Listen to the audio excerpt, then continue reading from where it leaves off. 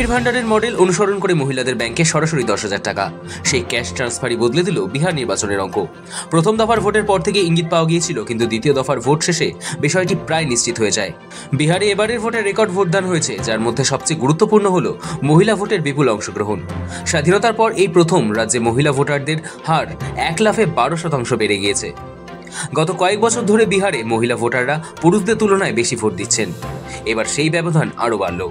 পুরুষদের তুলনায় 9% বেশি ভোট দিয়েছিল মহিলারা। এই ভোটের অঙ্ক ইঙ্গিত দিচ্ছিল মহিলা রোজগার যোজনা 10,000 টাকা স্কিম যে ফলাফল নির্ধারণ করতে চলেছে। ভোটের আগেই রাজ্যের 1,21,00,000 মহিলার ব্যাংক অ্যাকাউন্টে সরাসরি 10,000 টাকা পাঠানো হয়। এর ফলে স্পষ্ট হয়েছিল বিহারের রাজনৈতিক ময়দানে এবার অন্যরকম পালাবদল হতে চলেছে। অনেকেই বলছেন এই ক্যাশ ট্রান্সফার মডেলের জন্ম বাংলাতেই। 21-এর ভোটের ইস্তাহারের মুখ্যমন্ত্রী মমতা বন্দ্যোপাধ্যায় ঘোষণা করেন লক্ষ্মীর ভান্ডার প্রকল্প। নির্বাচনে জয়ের পর একমাত্র 4 মাসের মধ্যে তিনি এই প্রকল্প চালু করেন এবং কয়েক বছরের মধ্যে 2 কোটিরও বেশি মহিলা এই স্কিমের সুবিধাভোগী হন। 2024 লোকসভা ভোটের আগে তিনি সেই ভাতা দ্বিগুণ করেন। বাংলা জুড়ে যে মহিলা ভোট ব্যাংক দাঁড়িয়েছে তা এখন ভারতের রাজনীতিতে এক দৃষ্টান্ত।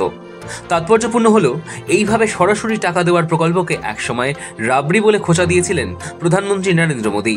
অথচ ঘটনা হলো ঠেলায় পড়ে একের পর এক রাজ্যে বিজেপিকেও মমতা বন্দ্যোপাধ্যায়ের পথ অনুসরণ করতে হয়, তা সে ওড়িশা হোক বা মহারাষ্ট্র। আর এবার বিহার ভোটের ঠিক মুখে প্রথম দফায় রাজ্যের 70 লক্ষ মহিলা ব্যাংক অ্যাকাউন্টে 10,000 টাকা করে পাঠানোর শুভ উদ্বোধন করেন সেই নরেন্দ্র মোদী। নীতিশ কুমারের ঘোষণা করা ওই একটা প্রকল্পই গেম চেঞ্জার হয়ে উঠেছে। বিহারে মহিলাদের মধ্যে নীতিশ কুমারের গ্রহণযোগ্যতা অনেক আগে থেকেই ছিল। এই ভোটের আগে তারা ব্যাংক অ্যাকাউন্টে 10,000 টাকা করে পেয়েছেন। তাছাড়া বিহারে মদ নিষিদ্ধ করে দেওয়া, পুলিশের চাকরিতে মহিলাদের বাধ্যতামূলক সংরক্ষণ, পঞ্চায়েতে 50% আসন সংরক্ষণ সবই মহিলাদের জনভিত্তিক ধারাবাহিকভাবে মজবুত করেছে।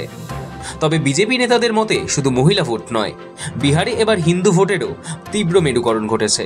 তার ফলে লালু প্রসাদ যাদব ভোট ব্যাংকে ধস নামিয়ে বিজেপি প্রচুর যাদব ভোটও পেয়েছে। সেই সঙ্গে তপশিলি জাতি, উপজাতি, অন্যান্য অনগ্রসর শ্রেণী এবং অতি পিছড়ারাও এনডিএকে ভোট দিয়েছে। সেই সব সমষ্টিগত কারণেই বিহারে সুইপ করল এনডিএ। ব্যুরো রিপোর্ট, সময়, কলকাতা।